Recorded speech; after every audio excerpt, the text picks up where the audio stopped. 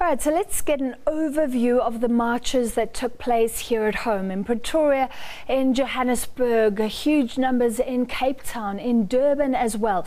We're joined by our reporter who was out and about, Aldrin Sampier. Great to have you with us, Aldrin. Where were you? What did you see? What was the vibe?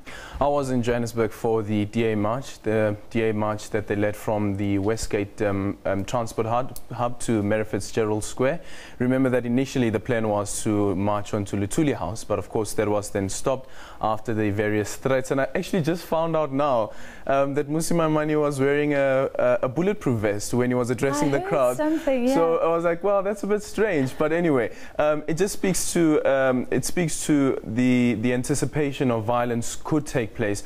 And you look at what happened later on with Luthuli House, where you have the MKMV vets who are outside Luthuli House, protecting Luthuli House, and the ANC Youth League supporters and members as well, saying that they are there to protect Luthuli House, and then trying to storm and make their way to Mary Fitzgerald Square, where the DA protesters as well as some supporters were out and about, also calling on President Jacob Zuma to step down. Did you see any clashes, any animosity? Because from the sounds of it, overwhelmingly peaceful, just isolated incidents. Well, yeah, I would agree with that. It wasn't outright peaceful, considering, for instance, let's look at what happened in the Johannesburg CBD with Luthuli House, where these protesters were trying to march to Mary Fitzgerald Square. The police had to intercept and try to stop them from going all the way, had to fire rubber bullets and stun grenades to stop these protesters, these ANC supporters and members from making their way. But if you go into social media, specifically Twitter, and look at some of the pictures that were taken and some of the videos that were taken, they point to clashes that took place. There was one picture in particular, I think it was posted by the Mail and Guardian, that shows, I think it was 3 MK vets members in their military regalia were trying to stop DA supporters wearing their DA clothes, including a female as well. There were clashes there clearly. There were some injuries as well that have been reported. Let's look at what happened in Polokwane and Seshego as well. Relatively peaceful protests outright in the country, but in Seshego things turned violent, where protesters then started burning tires and so forth, which for me was a bit extraordinary, considering how peaceful some of the other marches have been. Indeed, that was unusual. And there was an altercation outside the Gupta home. Oh yes. Black First, Land First protesters, pro-Zuma. An altercation with the anti-Zuma protesters as well. Yeah, there was that, and the police again had to come in and with stun grenades were fired there to try and make sure that these groups, the clashes that were taking place, stop immediately. But there are no reports of any injuries that have taken place at outside the Gupta house. Was this an overwhelming rejection of the president? I'm going to ask you the same question I asked Corruption Watch earlier. Given the numbers, does it really seem like a show of force? I think only the election results would tell you whether it is an overwhelming rejection of President Jacob Zuma, because one thing that we cannot shy away from, that this march was extraordinary. I've covered many marches before, considering that this march was a national march. It wasn't only taking place in Johannesburg, wasn't only taking place in the Western Cape. It was exactly, well. and that's the thing about it, across different federations as well, which were part of this march.